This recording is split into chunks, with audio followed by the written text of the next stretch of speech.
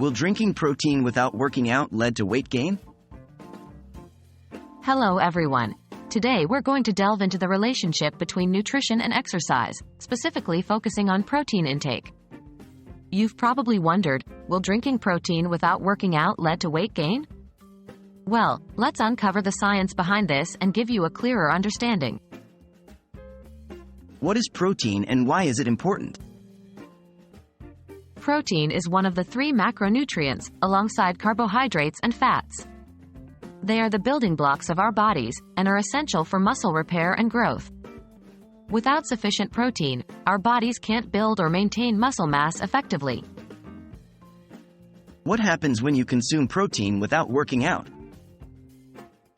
When you consume more protein than your body needs for its metabolic functions and physical activity, the excess protein is usually not stored as protein. Instead, it's converted into energy or stored as fat. This is due to the fact that the body has a limited capacity to store excess amino acids, the building blocks of proteins. If you consume protein shakes or supplements without engaging in physical activity, the excess protein can potentially contribute to weight gain, much like any other excess calories. How does exercise impact protein utilization? Exercise, particularly strength training or resistance exercises, breaks down muscle tissue. This damage signals the body to repair and rebuild the muscle stronger than before, a process that requires protein. When you exercise regularly, you increase your body's demand for protein. Therefore, consuming protein shakes or supplements can be beneficial in supporting muscle recovery and growth.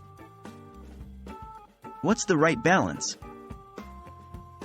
While the precise amount can vary depending on various factors such as age, sex, weight, and physical activity levels, a general guideline is to aim for around 0.8 grams of protein per kilogram of body weight each day for the average adult.